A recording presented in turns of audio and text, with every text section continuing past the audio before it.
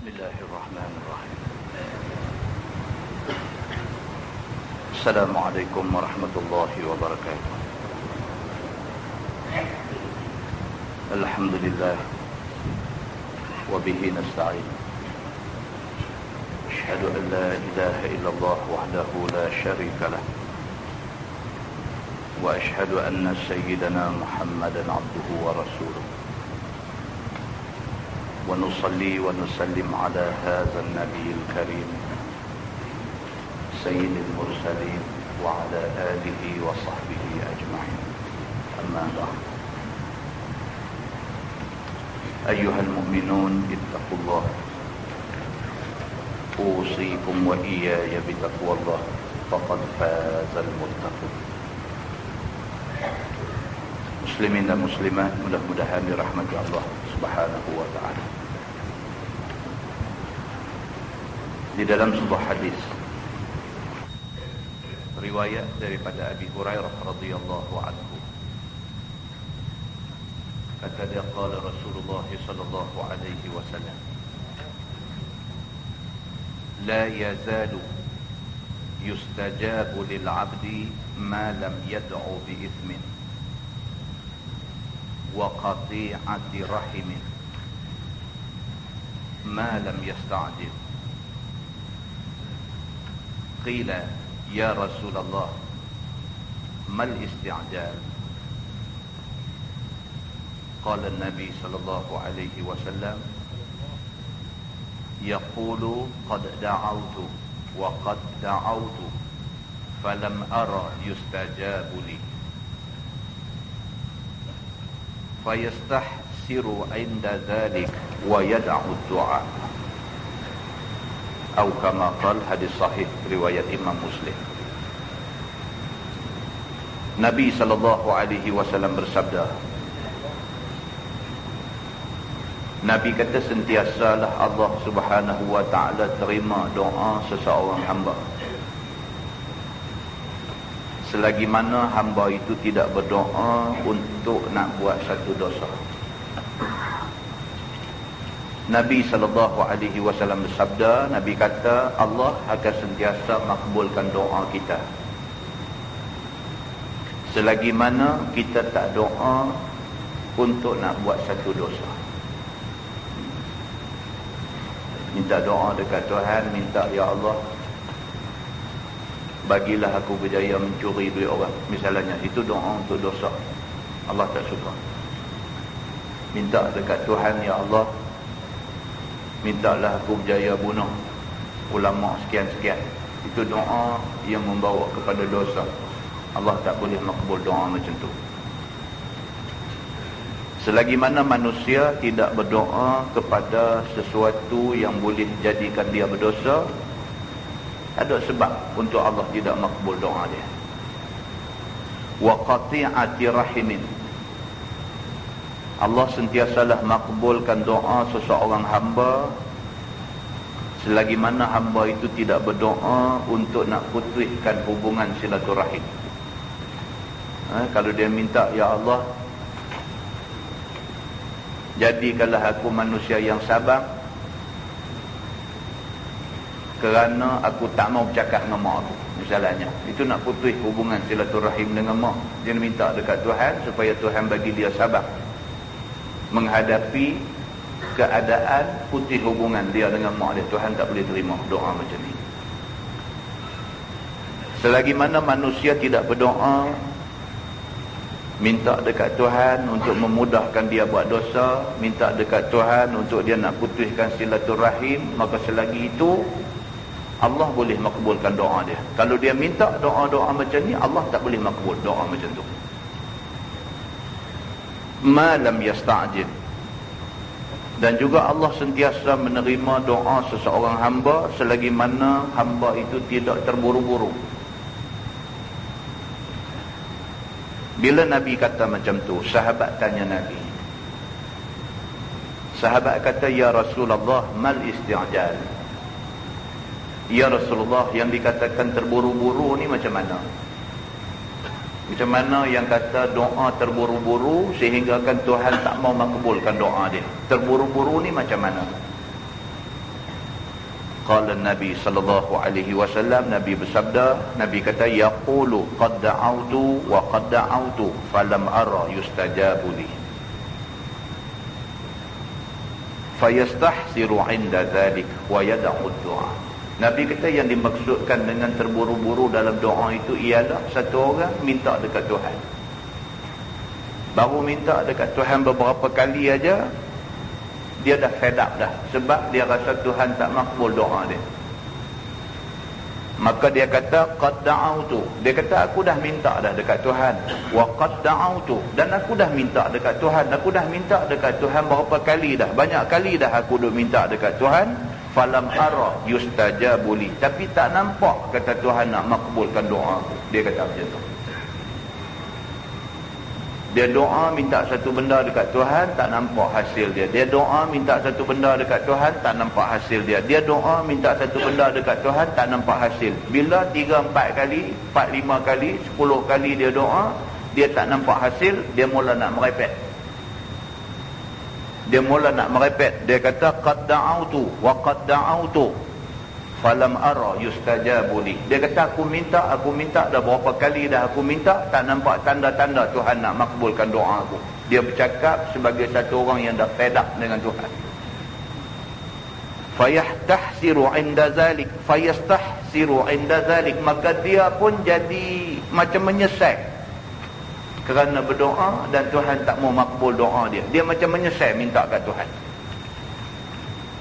Wa yad'u du'a, dan dia pun kata, aku tak mau dah minta dekat Tuhan. Payah minta berapa kali pun dia tak mau nak makbul, aku malas nak minta kat dia. Orang yang macam ni adalah orang yang isti'jal. Nabi kata, ini orang terburu-buru. Dia kalau boleh minta hari ni, esok mau Tuhan bagi kat dia. Dia ni siapa? Dia kalau boleh minta minggu ni, minggu depan mau Tuhan bagi apa dia nak. Dia ni siapa? Dia kalau boleh minta mau dandan, Tuhan bagi kat dia. Dia ni siapa? Maka Allah Subhanahu wa ta'ala tak suka kepada hamba yang macam ni, yang sifat dia isti'jal, sifat dia terburu-buru, sifat dia nak apa pun nak dandan. Tuhan tak suka orang yang tak ada kesabaran dalam diri. Di dalam sebuah hadis lain riwayat daripada Abi Sa'id Al-Khudri radhiyallahu anhu, kata dia, Nabi sallallahu alaihi wasallam bersabda, Nabi kata, ma min muslim yad'u Allah azza wa jalla bi da'watin laysa fiha ithmun wala qati'atu rahimin illa a'tahu Allah biha ihda thalathi khisal. Imma an yu'ajjila lahu da'watahu wa imma an yaddakhira halahu fil akhirah wa imma an yasrifa anhu min as-su'i mithlaha. Qalu idza nukthiru, qala an-nabi sallallahu alaihi wasallam, Allahu akbar, atau kama qala, hadis riwayat Imam Ahmad. Nabi sallallahu alaihi wasallam bersabda, Nabi kata, tidaklah seorang Muslim apabila dia berdoa kepada Allah Subhanahu wa ta'ala dengan satu doa yang doa itu tidak bermaksud untuk nak buat dosa, yang doa itu tidak bermaksud untuk nak memutuskan silaturahim, yang doa itu tidak bermaksud untuk sesuatu yang tidak elok, melainkan Allah Subhanahu wa ta'ala akan bagi dekat dia satu daripada 3 benda. Nabi kata, mana-mana orang yang berdoa dekat Tuhan, Tuhan tentu bagi, dengan syarat dia tak minta doa untuk nak buat satu dosa, dengan syarat dia tidak minta doa untuk nak putus silaturahim. Kalau dia minta doa yang baik-baik, Tuhan tentu akan bagi kat dia salah satu daripada 3. Yang pertama, imma an yu'ajjila lahu da'watah, sama ada Allah Subhanahu wa ta'ala akan segerakan apa yang dia minta. Kalau dia minta tu benda baik, Tuhan akan bagi salah satu daripada 3. Sama ada Tuhan segerakan apa yang dia minta. Anak dia nak periksa minggu depan, hari ini dia doa sampai sungguh-sungguh. Allah mungkin makbulkan doa dia. Minggu depan anak dia pergi interview, pergi periksa, berjaya. Allah mungkin akan menyegerakan doa dia. Satu. Wa imma an yaddakhira halahu fil akhirah, ataupun mungkin Allah tidak segerakan doa dia lah ni, tapi Allah simpan akhirat esok Allah bagi. Dua. Dia doa punya banyak, punya berdoa, Allah tak bagi atas dunia ni apa yang dia minta tu. Akhirat esok rupa-rupanya doa-doa dia tu bila accumulate, bila dihimpun jadi banyak, balasan kebaikan dia dapat di akhirat kerana banyak berdoa. Ataupun dia kata wa imma ay yasrifa anhu minas su'i mislaha, ataupun Allah Subhanahu wa taala boleh simpangkan, boleh hindarkan dia daripada dia ditimpa apa-apa musibah ataupun kejahatan kerana doa dia. Dia berdoa, ada satu musibah nak kena dia, Allah simpangkan musibah itu, tak kena dia. Bila Nabi SAW kata macam tu, qalu, sahabat kata, idzan nuksir. Sahabat kata, kalau macam tu, adakah kami ni perlu memperbanyakkan doa?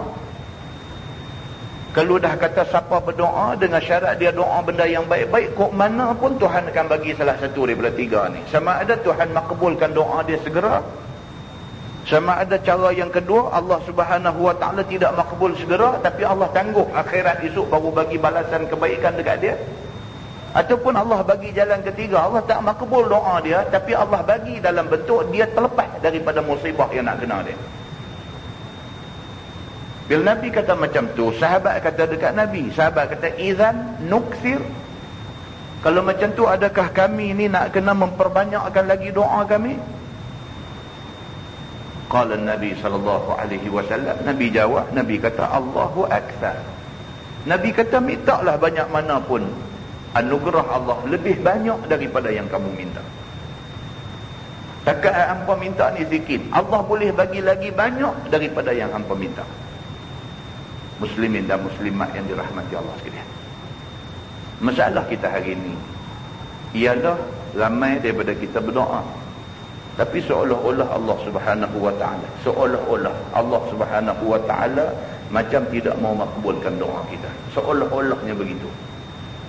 Sebenarnya bukan Allah tidak mau makbulkan doa kita, tapi dia ada pasal kenapa doa itu tidak dimakbulkan oleh Allah Subhanahu wa taala.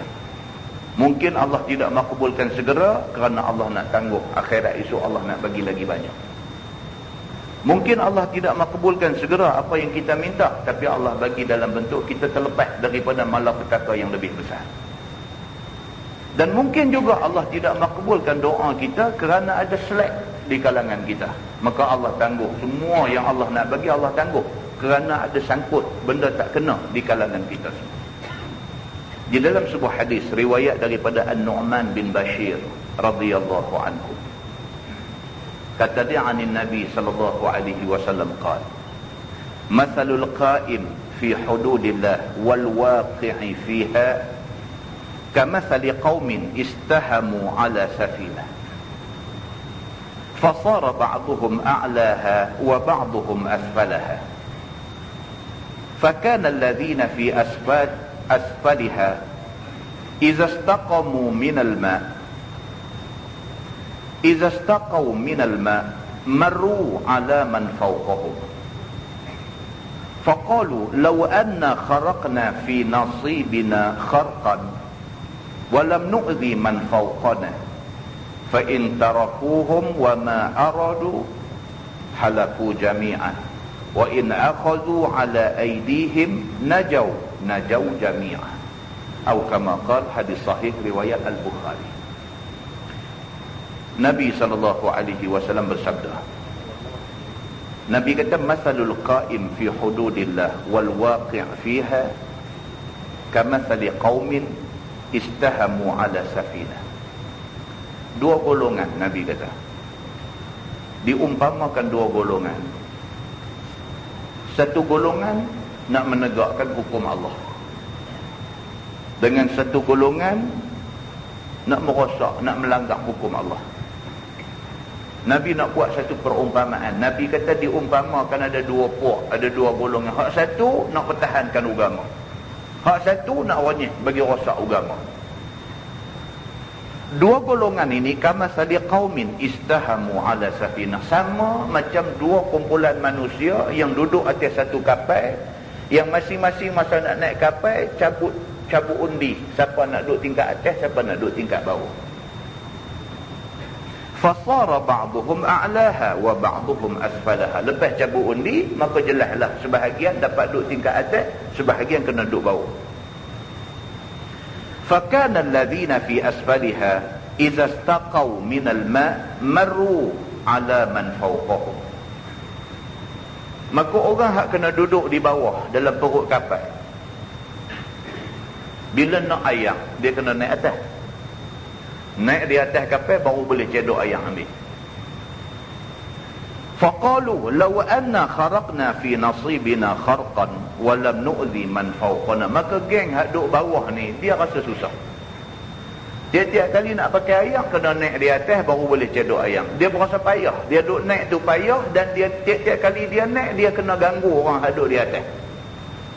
Maka geng ni depa buat keluar satu idea. Depa kata law anna kharaqna fi nasibina kharqan. Apa kata kalau sekiranya kita tebuk saja lantai kapal ni, walam nu'zi man fawqana, kita tak payah dikacau depa di atas. Lah kalau nak pakai ayam kena naik atas. Bila naik kita pun susah duk naik turun. Yang kedua kita kacau depa di atas. Lah kita tak usah kacau depa, kita tebuk perut kapal ni, kita pakai cedok ayam di bawah aja. Fa in tarakuhum wa ma aradu halaku jami'ah. Nabi kata kalaulah hampa biar puak duk tebuk perut kapal ni, halaku jami'ah, satu kapal nanti karam habis.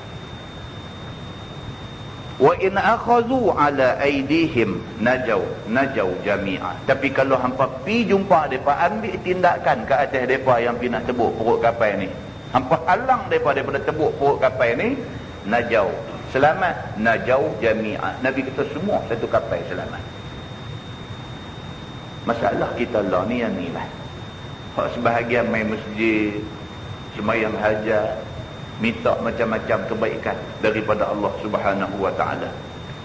Hak sebahagian lagi duk tebuk perut kapal. Ini masalah dia.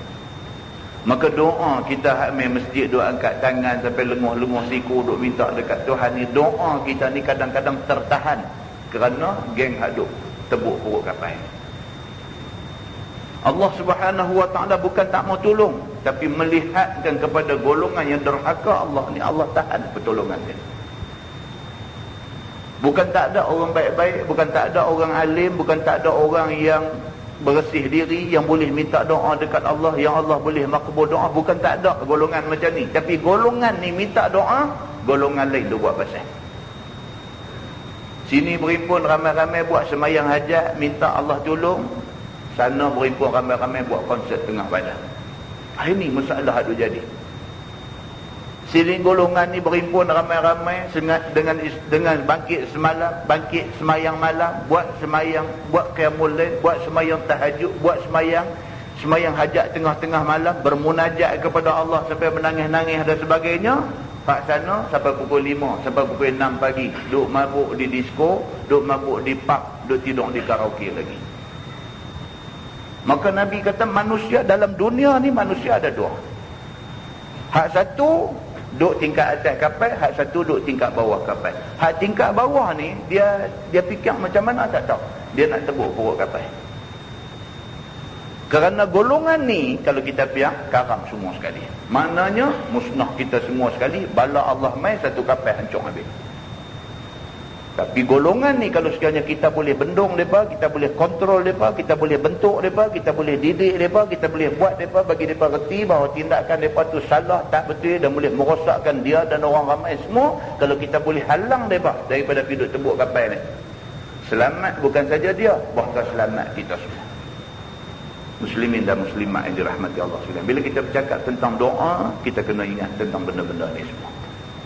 Doa bukan Allah tidak mau makbul, tapi ada benda-benda yang menyebabkan Allah Subhanahu wa ta'ala tangguh nak makbulkan doa kita ni. Allah tangguh.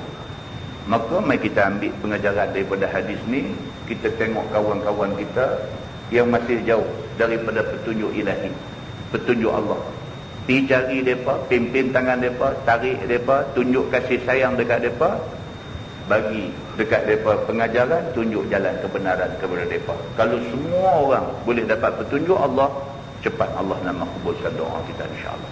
Mudah-mudahan mukadimah itu memberi manfaat kepada kita semua. Kita menggunakan tafsir Nurul Ihsan jilid 1. Kita masih lagi berada pada tafsir Suratul Baqarah, muka surat 57.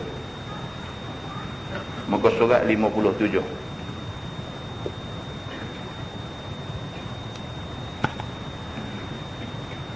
Kita sambung ayat 183. Muka surat 57, kita sambung ayat 183. Kata dia hukum as-saum ataupun hukum puasa. A'udzubillahi minasyaitonir rajim. Ya ayyuhalladzina amanu, wahai segala orang yang beriman, kutiba alaikumus shiyam, telah difardukan ke atas kamu puasa bulan Ramadan, kama kutiba alal ladzina min qablikum, seperti barang yang difardukan ke atas sekalian mereka yang dahulu daripada kamu, yakni daripada segala umat-umat yang dahulu, la'allakum tattaqun, mudah-mudahan kamu pelihara akan segala maksiat. Maka bahawa puasa itu memicit ia akan syahwat keinginan, yang syahwat itu adalah permulaan bagi maksiat. Ini malam ni kita nak tengok satu ayat yang digunakan sebagai nas kepada hukum wajib puasa bulan Ramadan. Tuan-tuan, puasa ni satu benda yang sangat baik. Bukan sahaja dari segi nak buktikan kita tunduk pada Tuhan, tapi dia baik dari segi kesihatan. Dalam sebuah hadis Nabi SAW bersabda, Nabi kata, ya ma'asyara syabab, man istata'a minkumul ba'ah falyatazawwaj, wa man lam yastati' fa'alayhi bis-sawm fa innahu lahu wija'un, atau kama qala, hadis sahih riwayat Al-Bukhari dan Muslim. Nabi SAW bersabda, Nabi kata, wahai anak-anak muda. Nabi pernah cakap kepada anak-anak muda.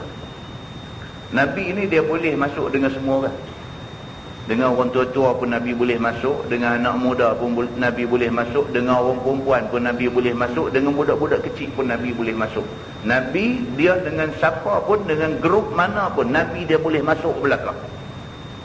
Dan Nabi kalau bercakap depan orang tua-tua, dia bercakap cara orang tua-tua. Kalau dia jumpa depan syabab, depan budak-budak muda, Nabi bercakap cara budak-budak muda. Nabi bila bercakap depan orang perempuan, Nabi bercakap sesuai dengan orang perempuan.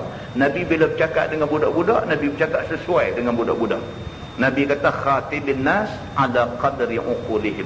Nabi kata, kalau kamu nak bercakap kepada manusia, bercakap mengikut kadar akal mereka itu. Ini Nabi, satu orang manusia yang cukup pandai psikologi. Nabi boleh sesuai dengan mana-mana golongan pun. Nabi boleh berdakwah kepada siapa-siapa juga. Waktu Nabi duduk depan budak muda, Nabi kata, ya ma'asyara syabab. Nabi kata, wahai orang-orang muda. Nabi kata, man istata'a minkumul ba'ah falyatazawwaj. Nabi kata, siapa di kalangan kamu yang mampu menanggung kewajipan dalam rumah tangga. Siapa di kalangan kamu yang mampu menanggung kewajipan sebagai ketua rumah tangga, maksudnya kamu dah ada pendapatan, kamu semua dah cukup syarat, falyatazawwaj. Nabi kata, tak usah tunggu, pergi kahwin bah. Siapa yang mampu dari semua segi, kesihatannya okey, keuangan, sumber pendapatan apa semua okey, falyatazawwaj. Nabi kata, pergi menikah bang.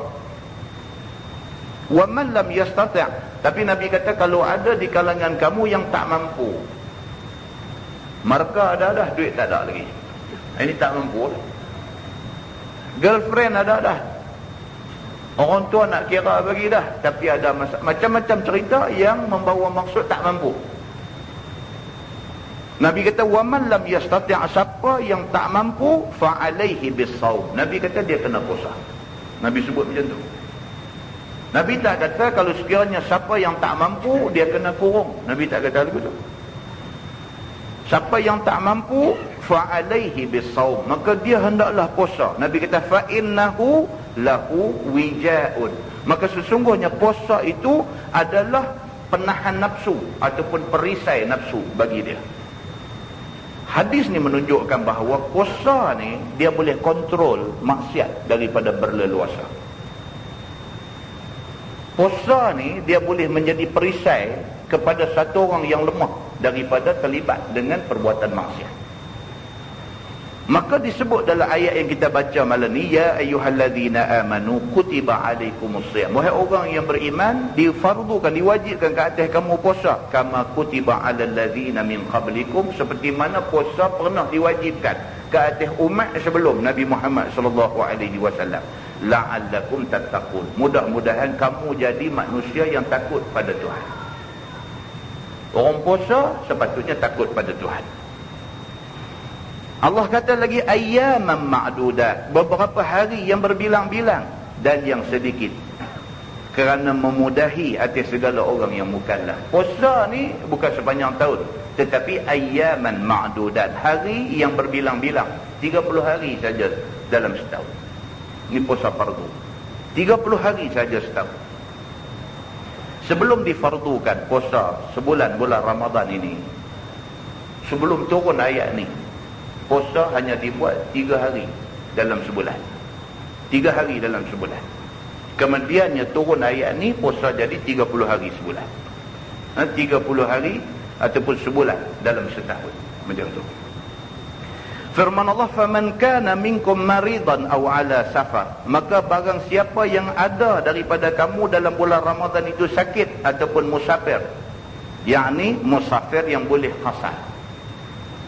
Siapa yang dalam bulan Ramadan ini kebetulan dia sakit, dia boleh untuk tidak puasa. Siapa yang dalam bulan Ramadan ini dia ditakdirkan musafir, musafir satu tempat yang jauh, tempat yang membolehkan dia buat sembahyang jamak qasar, maka dia boleh untuk tidak puasa. Bahkan Nabi sallallahu alaihi wasallam dalam perjalanan daripada Madinah nak pergi ke Mekah untuk nak membuka kota Mekah. Nabi dalam perjalanan daripada Madinah nak pergi Mekah kerana nak membuka kota Mekah, yang dikatakan Yaumul Fath ataupun hari Futuh, hari pembukaan kota Mekah. Nabi dalam perjalanan nak pergi itu, Nabi singgah di satu tempat, itu bulan puasa. Kota Mekah dibuka dalam bulan puasa. Nabi singgah satu tempat, Nabi buka puasa. Nabi buka puasa. Sahabat-sahabat tengok Nabi buka puasa, semua buka puasa.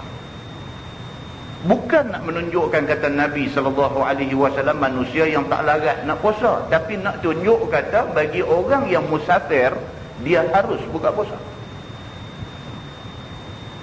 Jangan kata Nabi Nisa kata musafir aja dia buka puasa. Tak. Nabi buat macam tu sebagai nak tunjuk kepada kita harus buka puasa. Kalau sekiranya seseorang itu dalam musafir, yang musafir itu membawa kepada payah kepada dia kalau dia nak terus berpuasa. Dan pernah pula dalam satu musafir yang lain pula, semua orang buka puasa kecuali Nabi dan Abdullah bin Rawahah. 2 orang saja tidak buka puasa. Nabi buat macam tu pula. Nak menunjuk kata buka puasa tidak salah, maka sahabat-sahabat lain semua buka puasa, Nabi tak larang, tapi Nabi SAW memilih untuk terus berpuasa. Maka daripada sini dapat kita faham bahawa apa yang Tuhan kata ni Nabi buat sebagai nak tunjuk bahawa itu hukum yang boleh diterima pakai.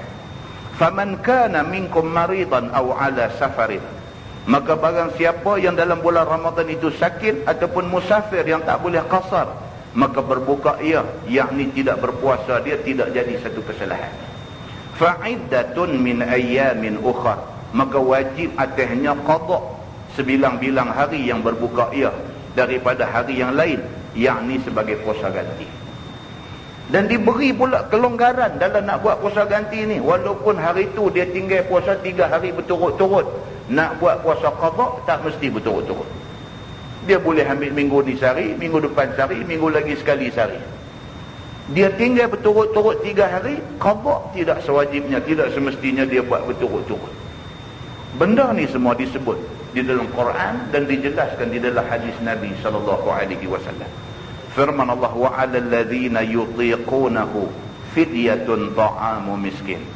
Dan atas segala orang yang tidak kuasa berpuasa, kena beri fidyah makanan kepada orang miskin, iaitu secupak makanan ahli negeri bagi tiap-tiap hari yang tiada ia berpuasa itu.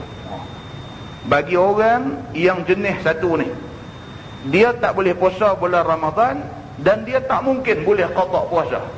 Misalnya bagi orang yang terlampau tua. Anas bin Malik, tuan-tuan pernah dengar nama dia? Anas bin Malik, sahabat Nabi yang juga khadam Nabi sallallahu alaihi wasallam. Anas bin Malik didoakan oleh Nabi panjang umur, apa anak ramai, murah rezeki apa semua, dan Anas bin Malik ternyata mati pada usia 100 tahun. Anas bin Malik sewaktu usia dia dah dekat-dekat 100 tahun, dia tak boleh puasa. Tua terlampau dah, umur dah 100 dah, dia tak boleh puasa. Maka Anas bin Malik bila mai bulan Ramadan, dekat-dekat ujung umur dia, dekat-dekat dia nak mati, Anas bin Malik tak puasa bulan Ramadan. Sebaliknya digantikan satu hari puasa yang dia tinggal dengan secupak makanan ahli negeri bagi kepada orang-orang miskin. Bahkan Anas bin Malik biasa tak puasa 30 hari sebulan Ramadan. Dia panggil 30 orang fakir miskin mai, sekali dia jamu makan 30 orang fakir miskin. Benda ni disabitkan dengan hadis Nabi sallallahu alaihi wasallam. Maka bagi golongan yang macam ni, dia memang dah, kalau dia tak boleh puasa bulan Ramadan ni, tak mungkin dia boleh qada, sebab dia tak mungkin boleh kuat untuk puasa sebab dia sudah terlampau tua. Maka bagi golongan ini, tak puasa digantikan dengan fidyah. Fidyah ialah sehari puasa yang ditinggalkan, secupak makanan ahli negeri. Maksudnya penduduk negeri itu makan apa? Makan nasi, maka bagi secupak beras kepada orang miskin sebagai ganti kepada puasa yang dia tinggal. Faman tatawwa'a khairan, maka barang siapa yang mengerja sunat, kebajikan puasa dan lainnya, fahuwa khairun dah, maka ia itu lebih baik baginya. Barang siapa boleh buat hak tatawwu', hak sunat, dia disuruh bagi fidyah secupak makanan untuk satu hari puasa, tapi dia ni ada duit, dia nak bagi segundi, tak jadi kesalahan. Hak lebih itu menjadi sedekah sunat. Ataupun boleh membawa maksud orang yang larat lebih lagi, dia boleh buat tatawwu', puasa sunat pula. Selain daripada puasa Ramadan dia ambil sebulan cukup, dia pula ambil puasa Isnin Khamis. Dia pula ambil puasa dalam sebulan, ambil 3 hari tengah-tengah bulan untuk nak buat puasa sunat. Maka barang siapa yang buat puasa-puasa sunat ni, faman tatawwa'a khairan fahuwa khairun lahu, maka buat yang sunat itu lebih baik bagi dia. Begitu firman Allah, wa antasumu khairul lakum, dan bahawa puasa kamu itu lebih baik bagi kamu daripada berbuka puasa dan daripada bayar fidyah. Tapi kalau sekiranya kita sakit, kita boleh juga puasa, maka puasa itu lebih baik daripada buka puasa. Tapi kalau sekiranya kita musafir tapi kita boleh puasa, maka kita puasa lebih baik daripada kita buka puasa. Maka berpuasa itu lebih baik daripada buka puasa dan daripada membayar fidyah. Begitu. In kuntum ta'lamun, dan jika ada kamu ketahui. Maka kerja akan yang demikian itu tetap lebih baik bagi kamu. Kalau kita tahu bahawa tetap berpuasa itu lebih besar pahala, maka itu lebih baik bagi kita.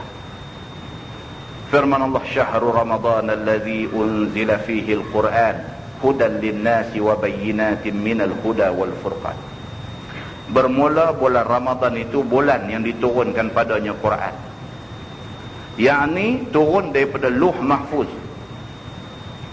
pada langit dunia, iaitu pada malam Lailatul Qadar, kerana nak menghidayah bagi manusia daripada dalalah, kesesatan, dan kerana menyatakan daripada jalan hukum hidayah kepada yang hak, dan membeza di antara yang benar dan yang batil.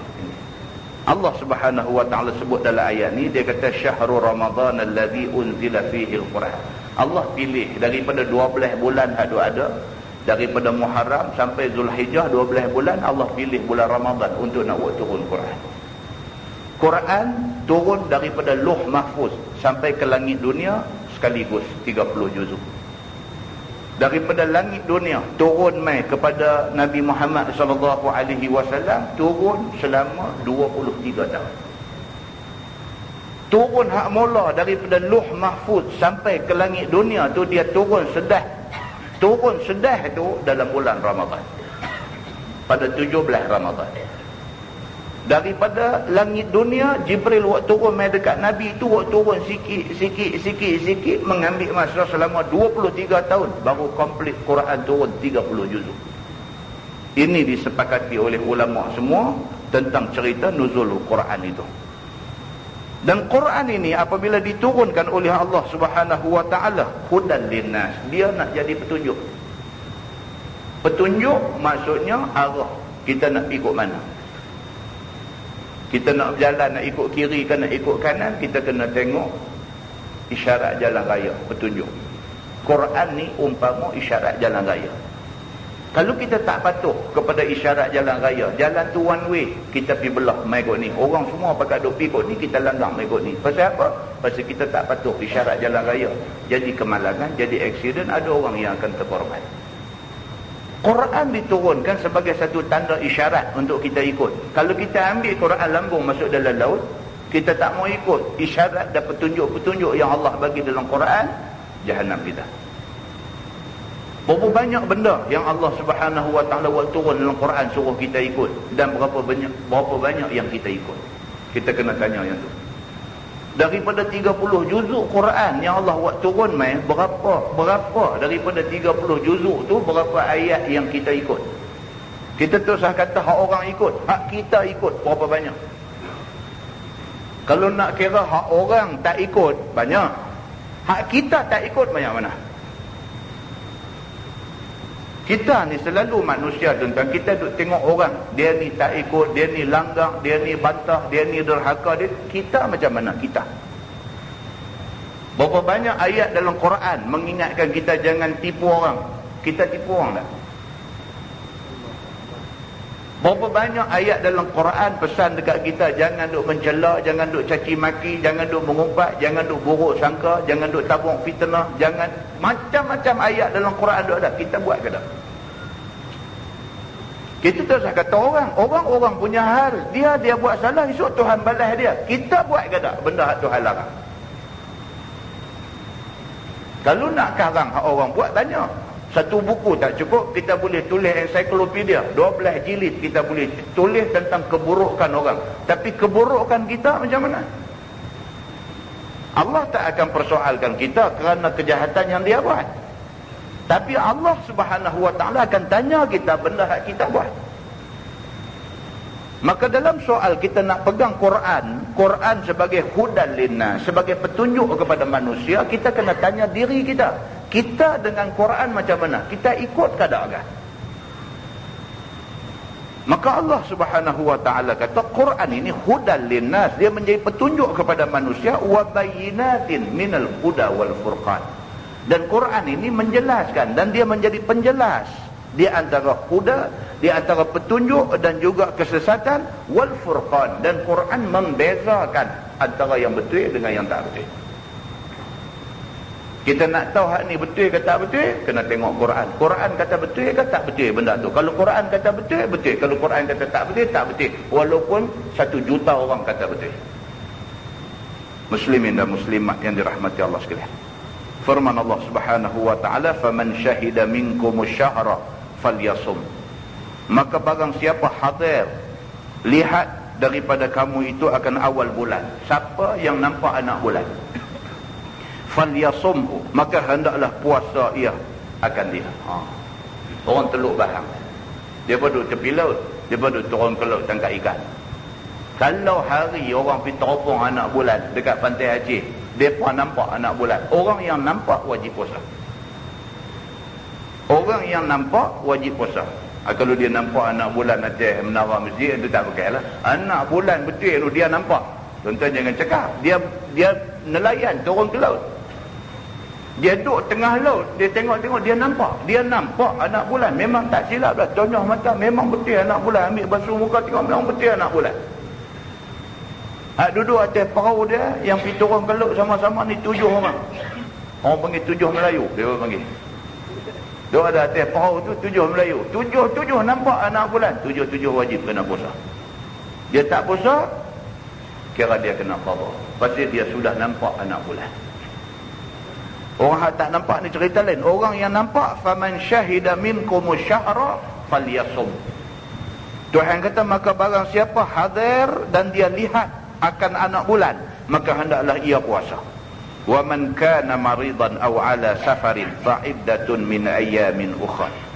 Dan barang siapa yang ada sakit ataupun musafir, maka qada puasa daripada hari yang lainnya. Dia ulang lagi sekali hak tadi, siapa yang dah nampak anak bulan tapi dia sakit, maka hendaklah dia qada puasa yang dia tak boleh buat pada hari yang dia nampak anak bulan itu. Firman Allah, yuridullahu bikumul yusra wala yuridu bikumul usra. Menghendaki Allah Ta'ala dengan kamu itu akan mudah, dan tiada menghendaki Allah dengan kamu itu akan payah.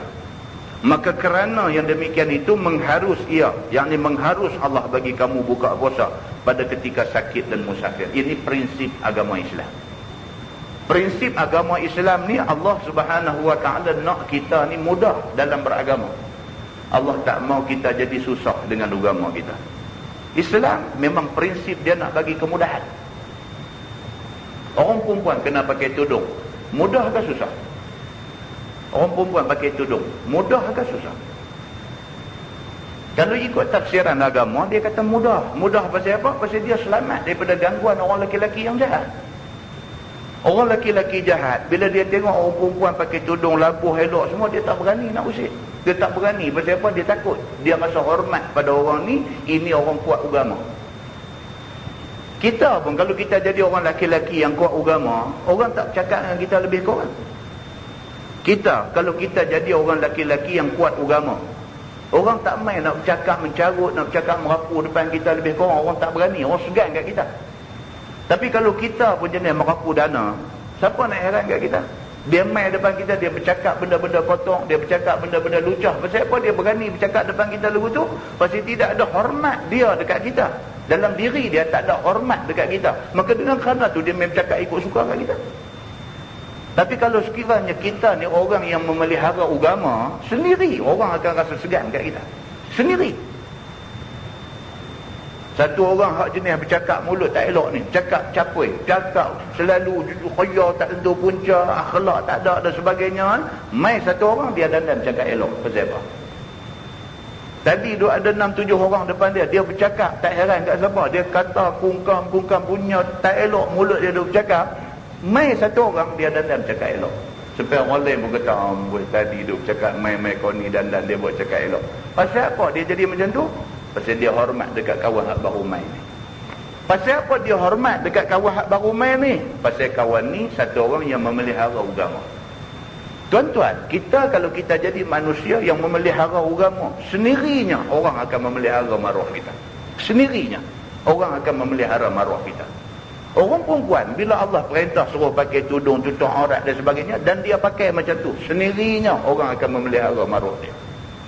Tapi kalau dia sendiri tak memelihara hukum Allah, tak memelihara agama Allah, dia pakai dengan pakaian yang tak disuruh oleh agama, dia pakai pakaian yang dilarang oleh agama, dia menjadi bahan usik orang-orang jahat dan sebagainya. Allah Subhanahu Wa Ta'ala nak manusia ni bila beragama, Allah kata yuridullahu bikumul yusra. Allah nak manusia bila dia pegang agama, dia dapat kemudahan, dia dapat kesenangan, senang daripada gangguan orang. Wala yuridu bikumul usra. Dan Allah tak mau orang bila pegang dengan agama tu menjadi susah pada dia. Allah tak mau macam tu. Demikian hal dalam konteks ayat ni. Dalam konteks ayat ni dia kata Allah nak suruh kita puasa, tapi Allah tidak sampai ke peringkat nak suruh kita jadi susah kerana nak puasa. Orang yang boleh puasa, puasa. Tuhan kata orang yang tak boleh kerana sakit, kerana musafir, kerana sebab-sebab yang tertentu, kerana terlampau tua, kerana tak ada tenaga, tak ada upaya dan sebagainya, orang yang macam ni diberi kelonggaran oleh agama. Dia boleh tak puasa dan boleh qada hari yang dia kuat. Kalau dia tak puasa dan dia tak mungkin boleh qada, dia boleh ganti dengan bayar fidyah. Agama memberi kelonggaran kepada orang yang nak ikut dia. Siapa kata Islam ni menyusah? Siapa kata? Orang yang duk kata Islam ni menyusah, Islam ni payah, Islam, orang ni tak reti agama. Kalau dia reti agama, dia cukup sayang dengan agama, dan dia sangat kecewa kalau sekiranya orang tak ikut agama. Kerana dia tahu agama ni bukan saja nak bagi senang dunia ni, akhirat esok Allah yang mengetahui berapa banyak kesenangan yang Allah duk tabuh nak bagi kat kita esok ni. Muslimin dan muslimat yang dirahmati Allah sekalian, firman Allah, walitukmilul iddah, dan supaya kamu sempurna akan bilangan puasa Ramadan itu. Tuhan bagi kemudahan pada orang yang sakit, okey, buka puasa dulu. Esok bila dah kuat, masa tu sempurnakan balik bilangan puasa yang kamu tinggal itu. Walitukabbirullaha ala ma hadakum, dan supaya kamu mengucap takbir akan Allah atas barang yang hidayah Allah akan kamu pada segala tanda agamanya itu. Di sinilah ulama ambil satu kesimpulan, ambil satu faham. Bila Allah kata walitukabbirullaha ala ma hadakum, dan supaya kamu walitukabbiru, dan supaya kamu bertakbir akan Allah. Maka apabila habis sebulan puasa bulan Ramadan, masa hari raya, masa hari Aidil Fitri itu disunatkan kita bertakbir. Allahu akbar, Allahu akbar, Allahu akbar. Takbir itu disuruh oleh Allah, walitukabbirullaha ala ma hadakum. Disuruh kamu bertakbir sebagai nak tunjuk syukur kamu kepada Allah Subhanahu wa taala atas hidayah Allah jadikan kamu orang Islam, dan kamu jadi orang Islam yang kuat untuk nak sempurnakan puasa 30 hari.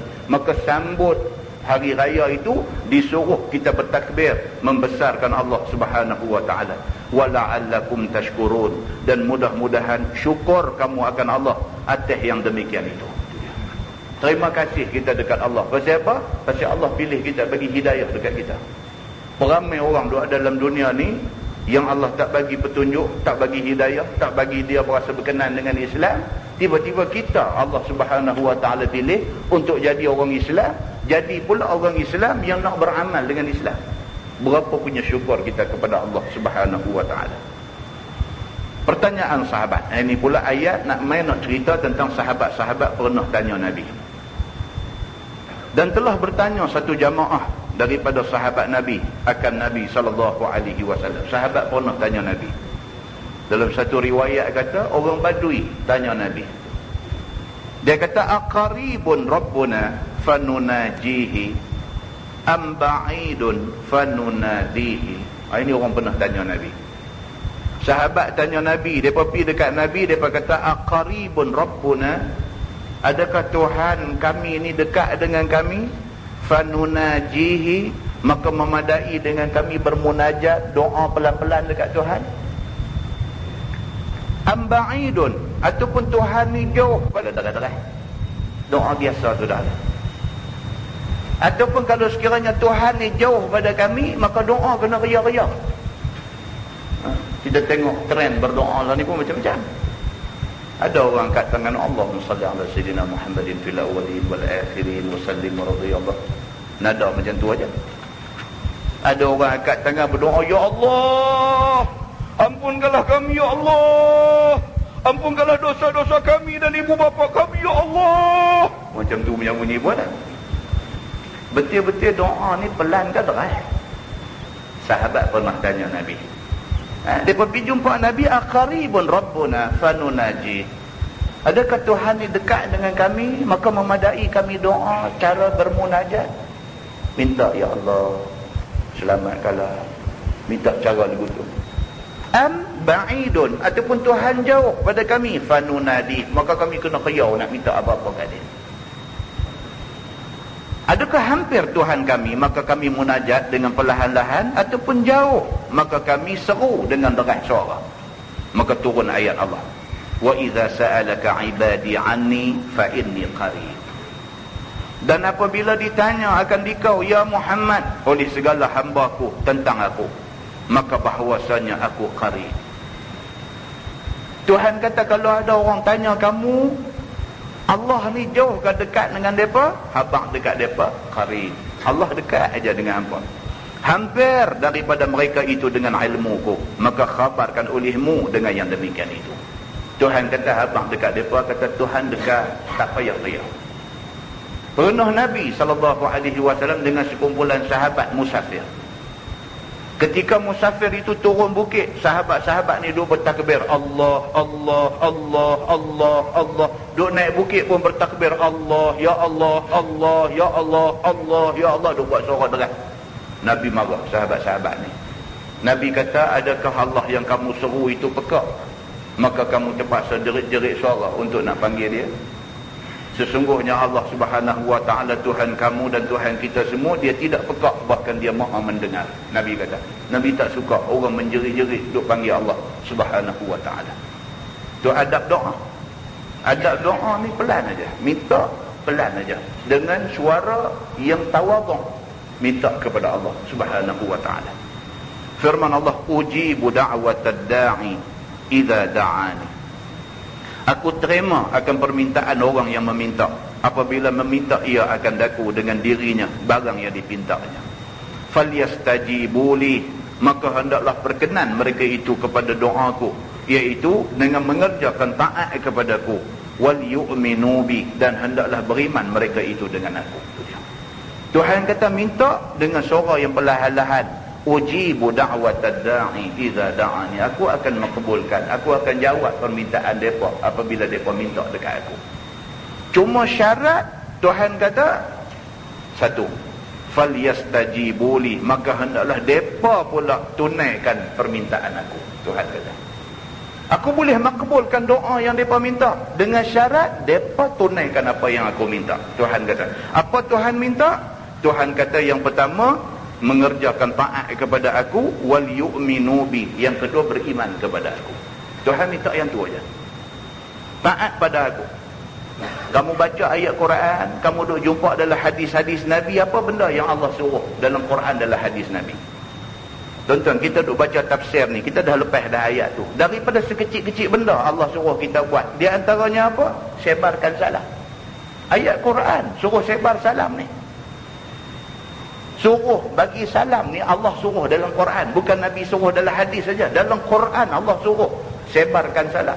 Daripada sekecil-kecil benda suruh sebarkan salam, suruh hormat orang, suruh ziarah orang sakit, suruh iring mayat apabila ada kematian, suruh dengar nasihat, suruh kita bagi nasihat, suruh banyak berdoa, suruh banyak baca Quran, suruh banyak sembahyang sunat, suruh banyak puasa sunat, suruh banyak kita bersabar, suruh kita tuntut ilmu, suruh kita banyak berfikir, suruh kita laksana hukum Allah, sama ada hukum yang melibatkan soal ibadah, sembahyang, puasa, zakat, haji, umrah dan sebagainya, ataupun hukum yang melibatkan soal muamalah, kita nak beli barang, nak apa, elok daripada terlibat dengan riba dan sebagainya, sama ada hukum itu hukum munakahah, nikah kahwin, cerai dan sebagainya, kita patuh kepada hukum agama, ataupun hukum itu melibatkan soal jinayah, yang melibatkan hukum qisas, hukum hudud dan sebagainya. Semua ni Quran sebut belakang. Quran 30 juzuk tu, dia bukan fokus tentang soal suruh kita menikah ikut cara Islam saja. Dan begitulah juga Quran 30 juzuk tu, dia bukan fokus suruh kita tiap-tiap hari nak bercakap pasal melaksanakan hukum hudud saja.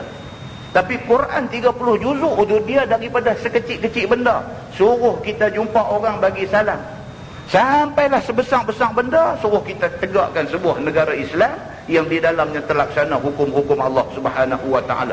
Semua benda ni ada dalam Quran. Allah suruh kita taat kepada benda ni. Masalah kita lah ni, kita tak syumul. Kita tak syumul, kita tak ambil semua. Ada satu golongan tu bercakap hudud saja, sedangkan dia sendiri pun tidak jaga soal-soal lain. Ada satu golongan pula tu bercakap tentang soal kita ni nak laksana ekonomi Islam, ekonomi Islam, ekonomi Islam saja. Bila bercakap tentang hudud, dia lawan pula. Ada pula macam-macam golongan, macam-macam. Islam bukan suruh ambil ini sikit, ini sikit, ini sikit. Islam suruh cover semua. Islam suruh cover semua. Daripada sekecil-kecil benda, setakat soal bagi salam, kita jangan pandang benda tu remeh. Sebab benda tu Allah sebut dalam Quran. Benda yang Allah sebut dalam Quran ini benda besar. Daripada benda yang macam tu, yang kita kata remeh kecil tu, Allah melihat itu soal besar, sampailah kepada soal yang memang kita kata besar, itu besar. Semua benda ni besar di sisi Allah Subhanahu wa ta'ala. Allah minta untuk manusia ni buat benda ni. Yang pertama, taat kepada aku. Allah kata, apa aku kata dalam Quran, daripada benda kecil sampai benda besar, apa taat semua. wal yu'minu bi, dan yang kedua aku minta suruh hampa beriman dengan aku. Kalau hampa boleh buat dua benda ni, mintalah kepada aku. Ujibu da'watad da'i idza da'ani, aku akan jawab doa orang yang meminta kepada aku apabila mereka minta pada aku. Tuhan kata. Kita balik kepada benda ni tuan-tuan. Kita tengok berapa banyak larangan dalam Quran. Allah larang kita mengumpat, mencaci, mencela, menghina, membenci, membitnah, melagakan orang, hasad, dengki, buruk sangka, sombong, bongkak, takabur, besar diri, buat zalim. Semua ni dilarang oleh agama. Ada tak ada benda ni diamalkan oleh orang Islam hari ni? Kerana kita tak peduli kepada benda-benda ni semua, maka akhirnya tertahan doa kita. Allah Subhanahu wa taala tidak makbul untuk sementara. Muslimin dan muslimat yang dirahmati Allah sekalian. Firman Allah, la'allahum yarshudun. Mudah-mudahan dapat cerdik mereka itu kepada hidayah aku. Tuhan kata. Mudah-mudahan manusia apabila dia taat kepada Tuhan. Mudah-mudahan manusia apabila dia beriman sungguh-sungguh pada Tuhan. Mudah-mudahan la'allahum yarshudun. Mudah-mudahan mereka mendapat hidayah aku. Tuhan kata. Firman Allah, uhilla lakum laylatus siyami, uhilla lakum laylatus siyami rafathu ila nisaikum, dan dihalalkan bagi kamu pada malam bulan puasa itu jima' segala isteri kamu.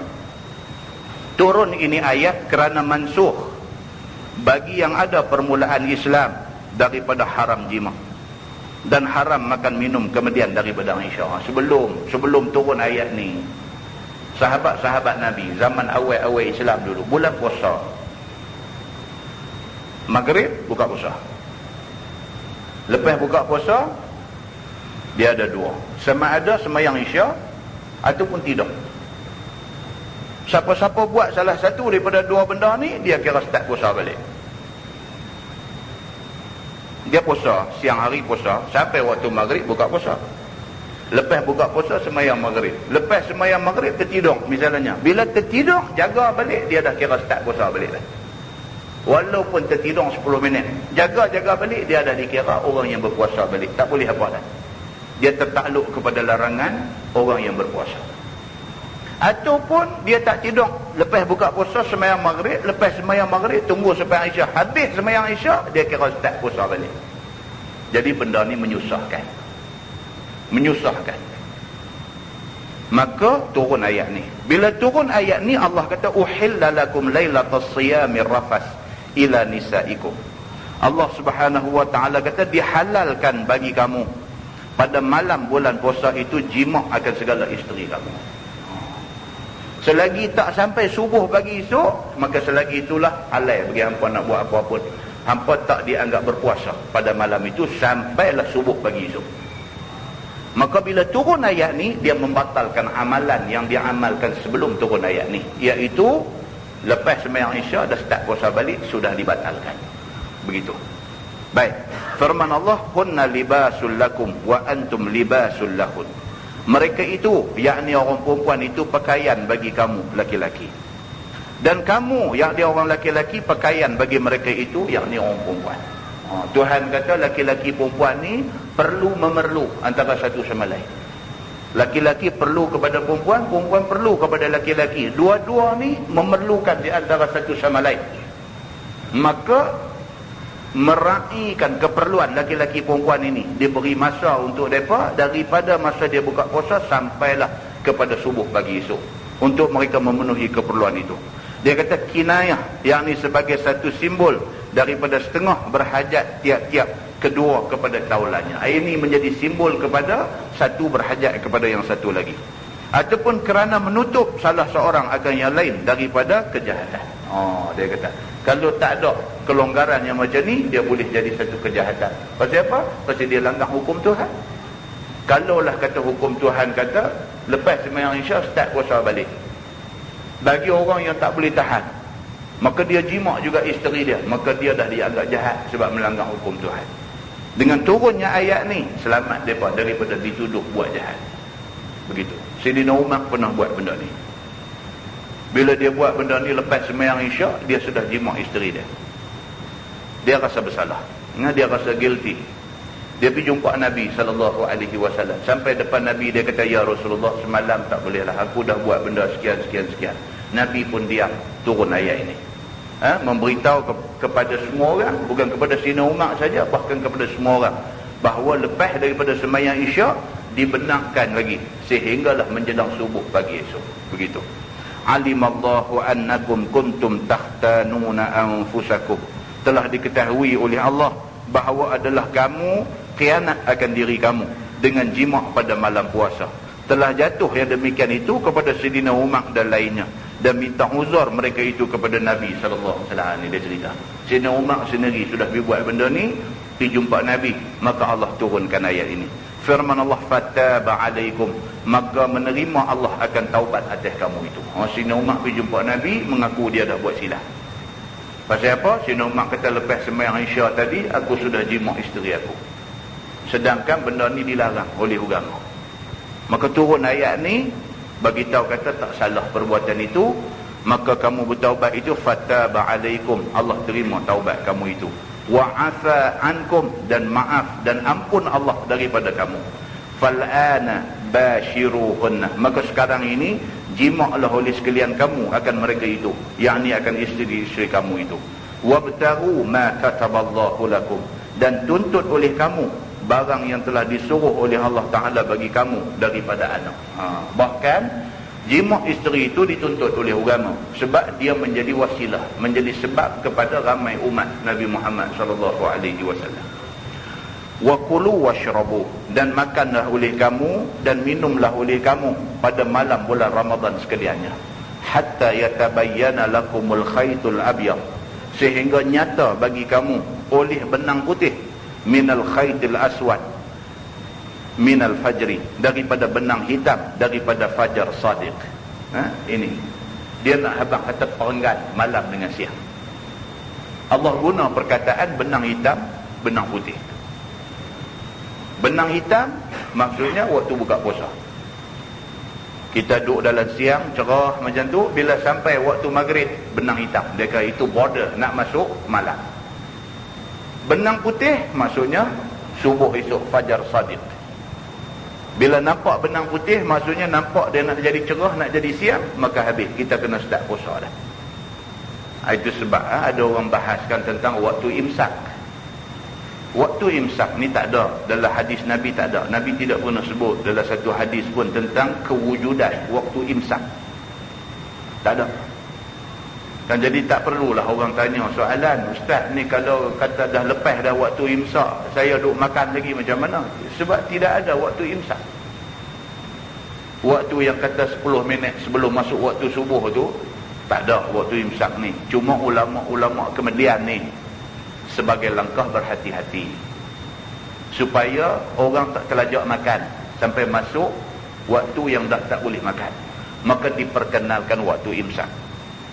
Jadi kalau orang tanya waktu imsak ni zaman Nabi ada tak ada? Tak ada. Nabi tak pernah sebut tentang waktu imsak. Nabi dia pegang pada ayat Quran ni saja, benang putih, benang hitam. Dia kira lagu tu aja. Jadi salahkah kita bagi ada waktu imsak? Tak ada salah apa. Bahkan dia bertujuan untuk kita lebih berhati-hati. Kita tahu dah border dia. Lebih kurang dalam 10 minit lagi nak habis dah waktu kita boleh makan. So better kita stop lah ni. Dan dah kita pergi gosok gigi, kumuk-kumuk bagi clear, tak mau ada sisa makanan dalam mulut kita. Then lepas itu masuk waktu subuh, kita dah dalam keadaan ready untuk berpuasa. Maka waktu imsak itu tidak ada satu benda yang menjadi salah. Ulama rangkakan benda ni dengan tujuan untuk nak bagi kebaikan kepada kita semua. Tak ada jadi salah tang mana. Benda-benda macam-macam ni tak patut jadi satu tajuk yang kita nak berbalah dalam masyarakat. Nak berbalah tentang soal baca Yasin malam jemaat apa?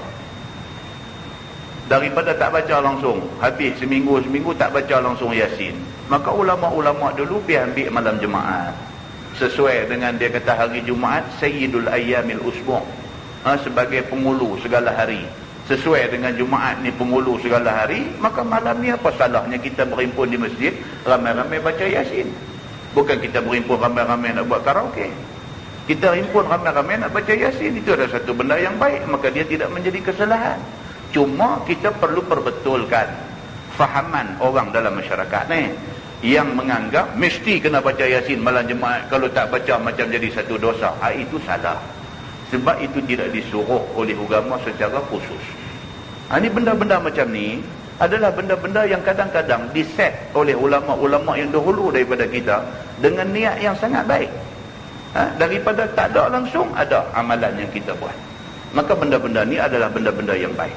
Firman Allah, "Tsumma atimmus siyama ila al-lail." Kemudian sempurnakan oleh kamu akan puasa itu sehingga masuk malam, yakni dengan jatuh matahari.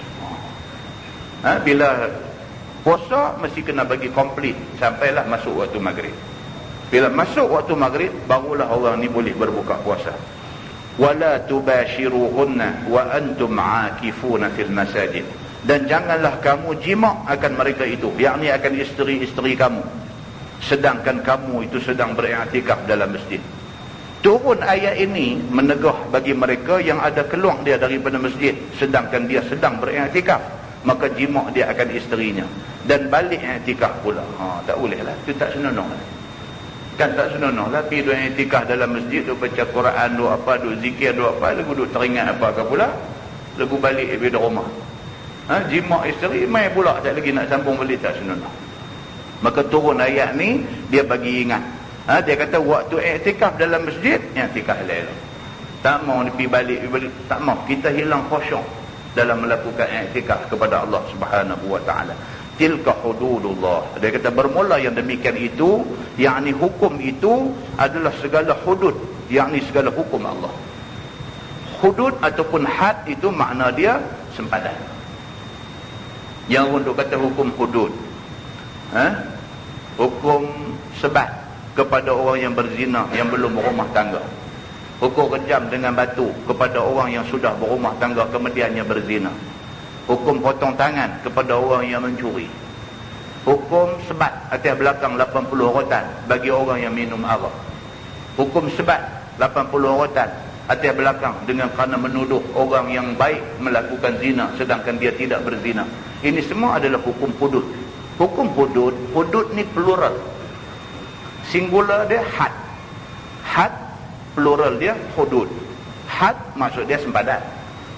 Orang kata berapa had kelajuan ni? Kalau di Lebuh Raya 110, itu had.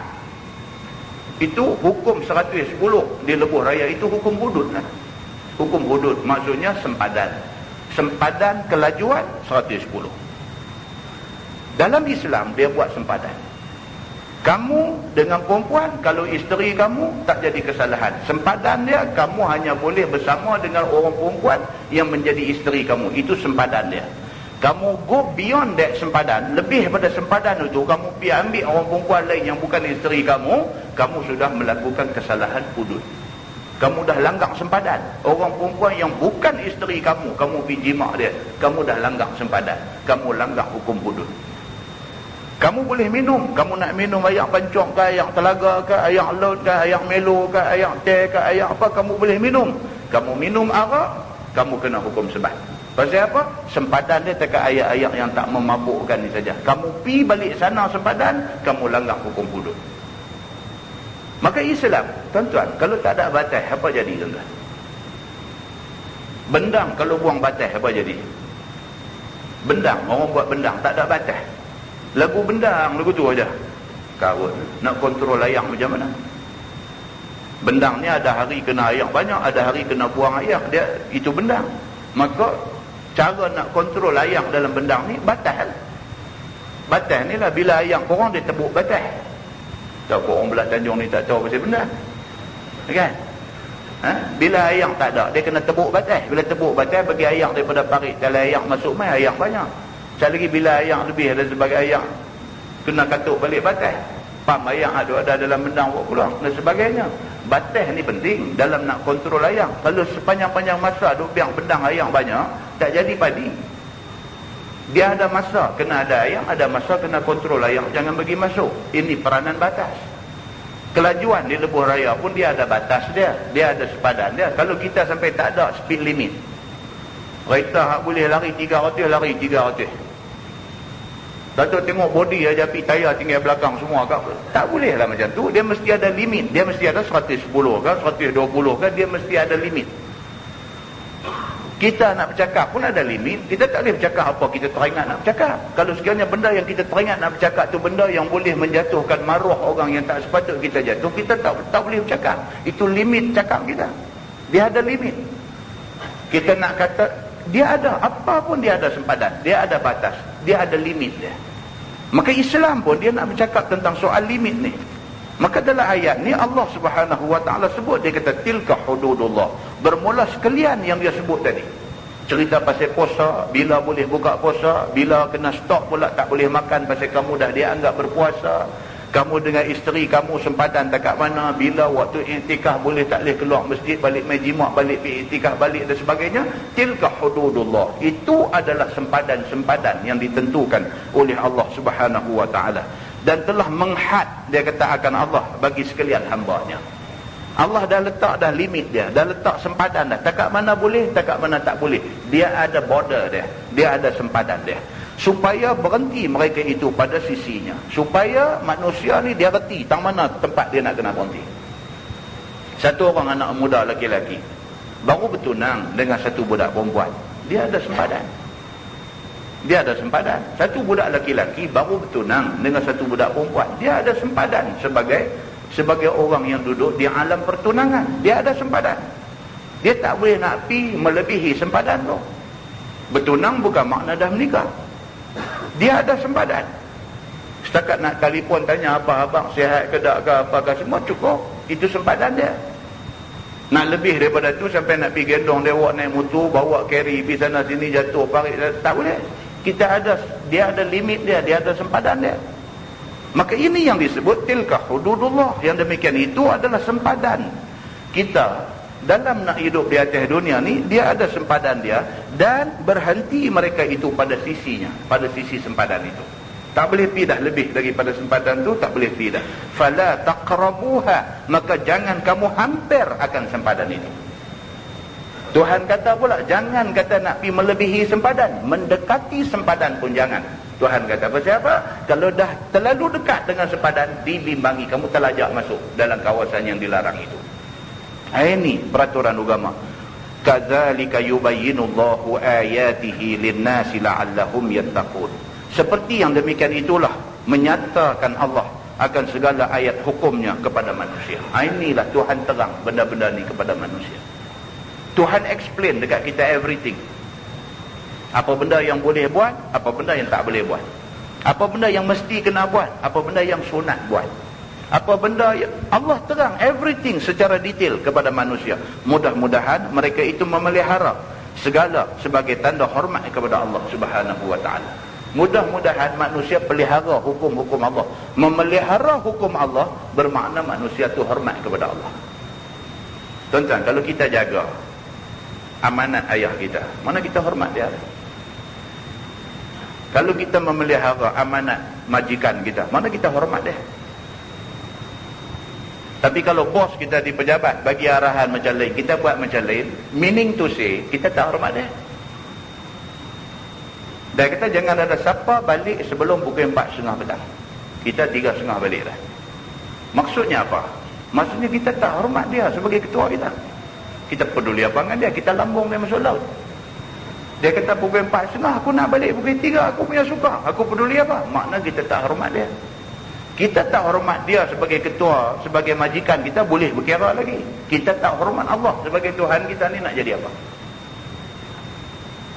Allah dah bagi tahu dah apa benda yang boleh, apa benda yang tak boleh. Kita semua pun tahu apa yang boleh, apa yang tak boleh. Saja kita tak mau patuh kepada perintah Allah. Maksud dia apa? Maksud dia kita tak hormat Allah. Kalau Allah kita tak hormat, siapa kita nak hormat dalam dunia ni?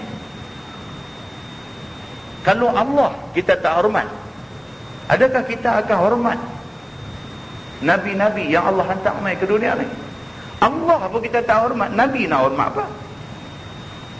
Ini maksud dia. Maka Allah Subhanahu wa taala kata kat kita di sini, dia kata itu sebagai tanda hormat kepada Allah Taala.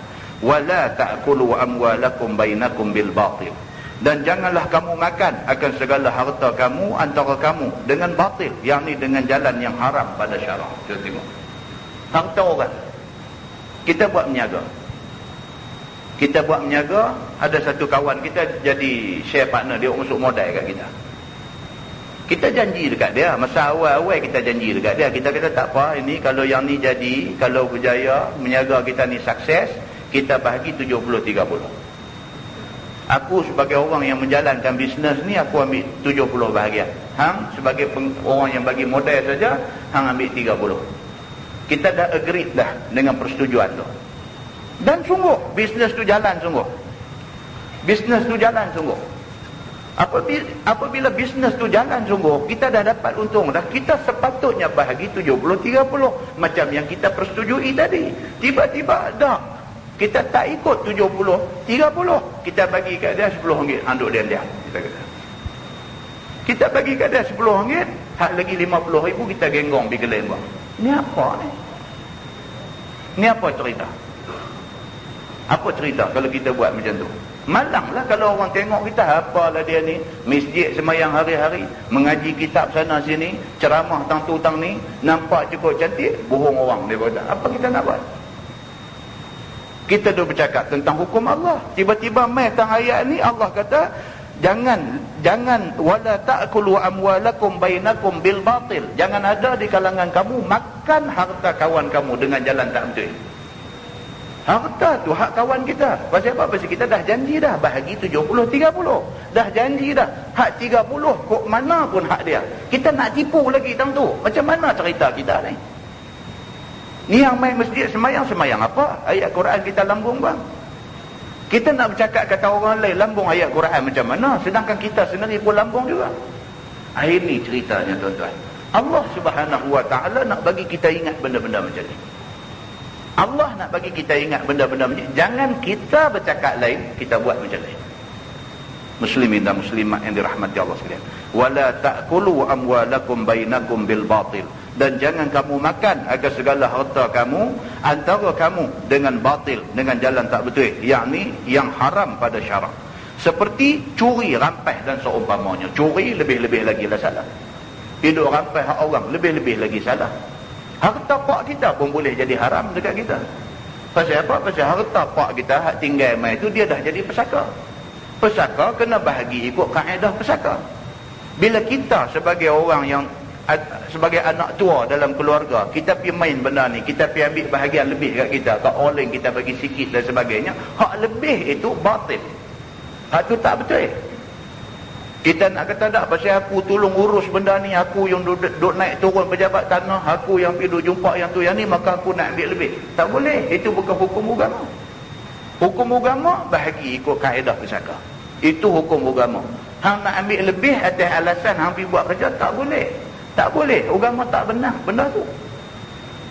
Kita pergi buat hukum kita sendiri pada masa tu. Sedangkan kita orang main masjid, kita orang duduk semayang, kita duduk pakai kepiah putih, kita duduk simpan janggut, kita pergi buat kerja macam ni. Macam mana orang nak hormat dengan kita? Macam mana orang nak hormat dengan agama kita? Tuan-tuan, benda yang saya cakap ni duduk jadi dalam masyarakat. Saya sangat sedih apabila ada orang main rojok kes-kes yang seumpama ni. Bila dia rojok, dia pergi sangkut dengan benda-benda macam ni. Dia kata dia ni ustaz, dia sebut janggut, dia sebut kepiah putih, kita dengar sensitif benda ni. Kepiah putih, janggut tu tak salah, yang salah ni dia ni. Tapi malangnya si yang bersalah ni pakai kepiah putih dengan janggut. Malang lah. Jadi orang yang tak faham ni, dia nak attack dua benda ni lah. Bila dia attack dua benda ni, kita pun rasa terguris. Kita pun rasa terguris sebab benda dia attack tu, benda yang tak patut dia attack. Tapi dia frust, dia attack benda tu. Dia frust pasal kawan ni lah. Pasal kawan ni, dia tak ikut jalan agama. Muslimin dan muslimat yang dirahmati Allah sekalian. Firman Allah, wa tudlu biha ilal hukam. Dan kamu tunjuk dengan dia kepada segala hakim-hakim dengan riswah. Lagi teruk. Sampai lah ni orang kata tak ada benda yang tak boleh kau tim. Dia berkata Allahu Akbar. Kita dengar pun takut. Tak ada benda yang tak boleh kau tim. Dia berkata kita kata apa ni? Dia kata lah ni apa pun boleh kau tim lah. Kau tim ni pun satu penyakit juga kan. Saya pergi dekat Puspakom ke dekat mana ke, dia gantung satu banner di sana. Dia tulis di situ kau tim sama juga rasuah. Dia kata alamak, kau tim sama juga rasuah. Dia kata boleh kau tim. Kita bahasa tu orang duk pakai lah ni, kau tim, kau tim. Kautim adalah rasuah, dia kata. Sampai orang hari ni boleh kata lagu tu. Dia kata semua benda boleh kautim lah ni. Apa cakap macam tu? Muslimin dan muslimat yang dirahmati Allah sekalian, Quran kata watudlu biha ilal hukam, dan kamu tunjuk dengannya kepada segala hakim-hakim dengan risuah. Orang tu dipilih untuk menjadi hakim, ada satu macam yang rasuah masuk kat dia, hukumlah jadi sebaliknya. Punya teruk, litakulu fariqan min amwalin nas, supaya kamu hendak makan satu jumlah daripada segala harta manusia. Dua orang duk berbalah pasal harta, dua orang duk berbalah pasal harta, pergi cari satu hakim untuk buat keputusan. Tengok-tengok hakim pun kautim juga. Hakim pun kautim juga. Benda hak salah sudah jadi betul. Pasal apa? Pasal sudah dikautimkan dia. Allah sebut benda ni dalam Quran. Kamu pergi cari ni semua hakim dan sebagainya, kamu jolok benda ni masuk, litakulu fariqan min amwalin nas, supaya satu orang boleh makan harta orang yang lain. Pasal apa? Pasal sudah kautim dengan benda ni. Kata firman Allah, bil ismi, dengan dosa. Itu perbuatan sudah jadi dosa. Kita pergi buat satu benda yang akhirnya orang yang tak salah sudah jadi salah. Itu satu dosa. Orang tak salah sudah jadi salah kerana kita hidup berkira dan sebagainya. Hak tak salah sudah jadi salah. Itu sudah jadi dosa. Wa antum ta'lamun, bermula kamu itu tahu bahawasanya kamu itu batil. Dalam keadaan dia tahu ni aku buat ni salah, aku buat juga, maka itu menjadi satu kesalahan, dia kata. Dan itu adalah tiada betul dengan sebab makan harta yang batil. Dia kata itu adalah tak betul. Pasal apa? Itu perbuatan memakan harta dengan jalan yang batil.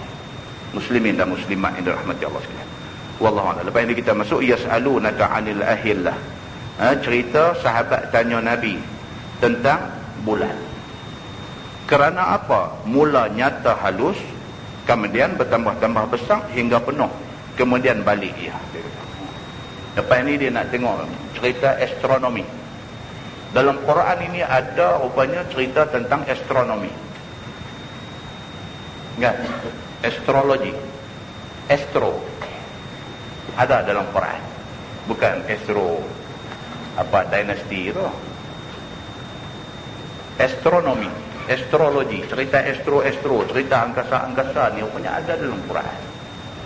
Allah buat bulan dah rupanya ada cerita, dia kata. Sahabat Nabi dulu dah mula reti tentang astronomi. Bidang ni, astrologi ni, dah reti dah tanya Nabi dah. Wa yas'alunaka 'anil ahillah. Depa tanya Nabi, ya Rasulullah, ni cerita tentang bulan ni macam mana? Pasal apa bulan tak serupa matahari? Depa tanya macam tu.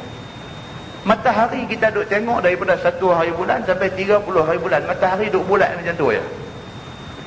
Tapi heran, yang kata bulan ni heran. 1 hari bulan dia bulan sabit, hilal. Dia duk pi, dia makin besar, Mai 14, 15 hari bulan penuh.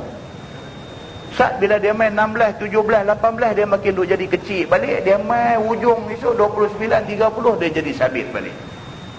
Saat dia jadi makin besar balik, mai 15 dia penuh balik. Pasal apa bulan macam tu? Saat kecil, saat besar, kecil, besar, kecil, besar. Pasal apa matahari duduk macam tu aja, dia tak jadi kecil besar? Sahabat sudah tanya Nabi tentang benda ni, dan benda ni adalah benda yang melibatkan soal astronomi dan astrologi. Siapa yang kata Quran ini apa kata? Kolot, apa ketinggalan zaman, tak ada kaitan dengan sains dan sebagainya. Sahabat kita Dr. Daniel ada buat buku. Saya dapat satu kopi, dia bagi kat saya baca. Rajin. Dia buat satu kajian tentang benda-benda ni semua. Tentang nas Quran, nas hadis Nabi, dan juga fakta-fakta sains. Dia buat kajian. Dia buat mai semua hadis, ayat Quran apa semua, dia buat mai kajian sains yang membuktikan benar apa yang ada dalam Quran. Sebenarnya apa yang Allah kata dalam Quran tak perlu dibuktikan, sebab semua benar. Tapi bila kita pergi cari, kita akan jumpa, kita akan lebih lagi nampak besarnya Allah Subhanahu wa ta'ala, Tuhan yang mencipta alam ini. Kita nampak Tuhan ni, God is great. Semua benda ada jawapan dia. Pasal apa? Bila makan hadis suruh jilat jari. Suruh jilat jari. Tak mau ada makanan yang lekat di jari dan sebagainya pergi basuh jatuh. Tak mau. Nabi tak sebut dari segi saintifik. Nabi sebut dari segi apa? Keberkatan makanan. Nabi kata jangan ada satu benda pun yang jatuh yang kamu biar pergi kat dia, kamu tak ambil makan. Jangan ada satu benda pun yang kamu biar jatuh, kerana kamu tak tahu mana satu dalam banyak makanan kamu tu, mana satu makanan yang ada keberkatan. Nabi kata macam tu. Tapi bila sains buat kajian, dia ada penjelasan lain pula rupanya. Apa hikmah di sebalik jilat jari itu? Maka kita tak heran, KFC yang Amerika punya pun dia pergi masukkan benda tu, kesedapan hingga menjilat jari, dia kata. Ada cerita rupa-rupanya. Ada cerita di sebalik benda tu.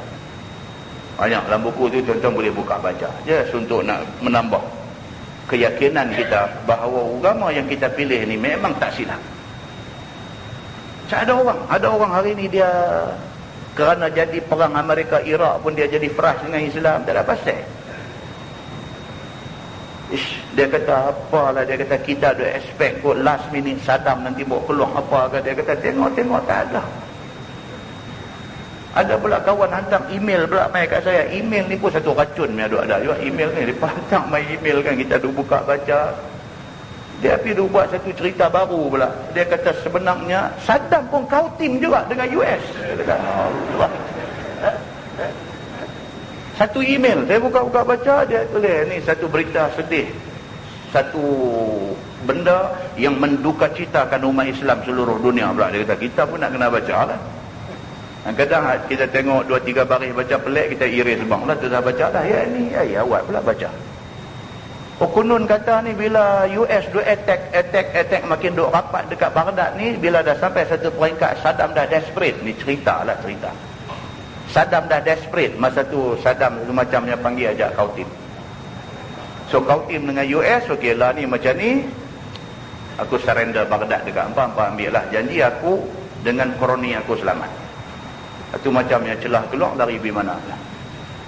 Jadi dia tulis di situ, dia kata betapa teruknya Saddam ni, berapa ramai rakyat yang tak berdosa, budak kecil, perempuan apa semua terkorban semata-mata kerana nak mempertahankan negara dan nak mempertahankan pemimpin. Tengok-tengok pemimpin kautim. Tulis macam tu pula. Kita pun baca sakit kepala. Benda macam ni tuan-tuan, bila baca dia jadi payah. Kalau tak baca langsung senang. Bila baca dia racun. Dia lebih bahaya daripada SARS. Bila kita baca ni dia lebih bahaya daripada tu lagi. Kita baca kita kata betul ke Saddam ni. Kalau betul dia buat lagu ni karut ada ni, kita dah nak jadi marah tak tentu punca dah. Walhal benda tu bukan ada asas. Bukan ada asas. Berapa banyak benda yang disebarkan dalam internet yang tak ada asas. Tuan-tuan tahu ada ni geng yang saja jahat ni ada. Dia seronok. Dah bagi jadi hangat sikit, jolok habis satu cerita apa ke. Satu Malaysia pas habis. Pakat dapat habis semua, pakat terkejut. Karut benda-benda macam ni kan. Orang hak jenis macam ni leceh. Dia suka kepada ketegangan, dia tak suka kepada keharmonian. Sewaktu orang semua duk bercakap tentang sedihnya kita, betapa sebuah negara yang menjadi symbol of civilization. Tuan-tuan, Islam establish dari segi akidah di Mekah dan Madinah. Establish dari segi akidah di Mekah dan di Madinah. Tetapi Islam establish dari segi pembangunan di Baghdad. Baghdad itu simbol ketamadunan Islam dari segi kebendaan. Pusat ilmu semua berpusat di Baghdad dan juga Syria yang sebelah dia hala duk seram sejuk lagi. Baghdad dengan Syria, kalau dulu dia kata Damsyik. Cerita dia Damsyik, cerita dia Baghdad. Cerita Damsyik, cerita Baghdad. Sekali sungai Furat dah masuk. Dia rumah cerita macam tu. Ini kawasan Islam subur. Subur dari segi ilmu, subur dari segi pembangunan, subur dari segi kuasa memerintah, kerajaan Abbasiyah dan sebagainya. Semua naik di sana. Benda yang menjadi simbol kepada kebanggaan orang Islam seluruh dunia hancur di tangan kufar Amerika, laknatullah alaihim ajma'in. Apa kita nak kata? Ini bukan satu benda yang boleh dipesta-pestakan. Ini satu benda yang sangat serius. Ada habis, dia hantam Baghdad dah habis, licin habis, semua dah. Yang dia tinggal ni mayat-mayat yang busuk di sepanjang lebuh raya dan di celah-celah bangunan runtuh. Mayat busuk. Sampai nak jadi satu penyakit lain pula kerana mayat yang tak ditanam ni bersepah duk ada di dalam pekan dia. Tak settle lagi benda ni. Hadis Palestin duk bunuh tu, saya cakap yang tu. Hadis sini tak settle lagi, dia dah mula duk buat kenyataan dah. Senang aja. Dia kata Syria pula dah didapati memberi perlindungan kepada pengganas-pengganas antara bangsa pula. Dia nak fokus Syria pula. Oh, tuduh pula selama ni Syria duk lepas main senjata dekat Iraq melalui sempadan dia. Tuduh pula lagi. Kita jangan ingat bila dia dah hantam Syria habis dah semua, dia gabui tangan, dia selesai dah. Lepas Syria lain pula dia nanti tengok. Habis semua rantau tu semua akan jadi hak dia. Apa nak jadi? Habis dah cerah belah sana, dia mula duk sembang. Dia kata Malaysia ni pun nampak. Kawan. Kan? Dia kata ada satu lagi duk dengar bunyi cakap beras sangat nu belah nu. Dia kata belah nu tengok kita. Muslimin dan muslimat yang dirahmati Allah. Ya, inilah keadaan kita duduk lah macam ni sampai masa semua benda kita nak kena up balik. Semua benda nak kena up balik. Dari segi mencari ilmu kena up balik. Negara Islam tak boleh dah duduk dalam keadaan mundur, ketinggalan dari segi ilmu dan sebagainya. Semua kena up balik. Kena gembor balik ilmu-ilmu ni. Bukan saja ilmu agama yang boleh menguatkan kerohanian dan jiwa, tetapi ilmu kebendaan ni kita kena kuat balik. Ilmu dalam memahami sains, ilmu dalam memahami ni cerita nak buat apa macam-macam, ketenteraan, semua ni nak kena up balik. Tuan-tuan, ini bukan proses yang boleh selesai dalam masa setahun, 2 tahun, bukan proses yang boleh selesai dalam masa 10-20 tahun. Ini proses yang memakan masa yang cukup lama. Tapi oleh kerana dia proses yang memakan masa lama, kalau kita tak start daripada Allah, bila kita nak start? Kalau kita tak start pada malam ni, bila kita nak start? Kena start lah. Kena start lah. Dalam masa yang sama ni, mungkar-mungkar maksiat apa semua kita tak mahu. Kita tak mahu. Kita tak mau buat, keluarga kita tak mau buat, dan kita kena ada satu suara nak bagi tahu kepada orang yang ada kuasa, jangan buat benda-benda macam ni. Whatever channel, saluran yang kita boleh masuk, kita boleh pergi sembang, kita sembang. Kita boleh pergi cakap elok, kita cakap elok. Kita boleh buat surat hantar, kita buat surat hantar. Kita boleh tulis satu postcard, kita tulis satu postcard. Just nak bagi tahu kita sebagai rakyat Malaysia, kita tak suka benda-benda macam ni ada dalam negara kita. Bagi tahu supaya dia tahu kata majoriti orang tak suka kepada benda-benda yang tak elok ni. Muslimin dan muslimat yang dirahmati Allah. Nak himpun orang ramai-ramai semua main berhimpun satu padang, lepas tu nak panggil orang main duk bergencok menari, buat konsert. Ni apa cerita? Kita nak minta tolong dekat Tuhan, kita pergi buat satu benda yang Tuhan tak suka. Ni apa benda? Takkah ini dia anggap macam main-main dengan Allah Subhanahu wa taala? Muslimin dan muslimat yang dirahmati Allah, segala benda ni semua nak kena fikir. Kita minta dekat Tuhan lah. Minta ampun atas kelalaian sebahagian daripada saudara-saudara kita, sahabat-sahabat kita. Kita minta ampun dekat Tuhan atas kelalaian mereka. Dan dalam masa yang sama kita jaga diri kita, keluarga kita, semua orang yang dekat dengan kita, jangan terlibat dengan benda-benda yang boleh menjadi dosa. Mudah-mudahan Allah pelihara kita. Wallahualam. Yang baik itu daripada Allah, yang tak baik silap saya. Kita tangguh dengan tasbih kafarah dan suratul As.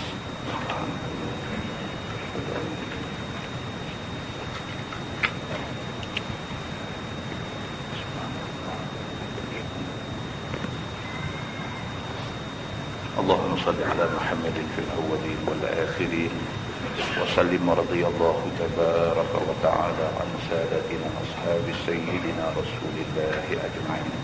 بسم الله الرحمن الرحيم. الحمد لله رب العالمين حمدا يوافي نعمه ويكافئ مزيدا. يا ربنا لك الحمد كما ينبغي لجلال وجهك الكريم وعظيم سلطانك. رضينا بالله ربا وبالإسلام دينا وبمحمد نبيا ورسولا. اللهم افتح علينا فتوح العارفين وارزقنا فهم النبيين بجاه خاتم المرسلين. اللهم فقهنا في الدين وعلمنا التأويل واهدنا صراطك المستقيم. اللهم أرنا الحق حقا وارزقنا اتباعه وأرنا الباطل باطلا وارزقنا اجتنابه. اللهم اجعل جمعنا جمعا مرحوما وتفرقنا من بعده تفرقا معصوما. وصلى الله على محمد وعلى آله وصحبه وسلم، والحمد لله رب العالمين. السلام عليكم.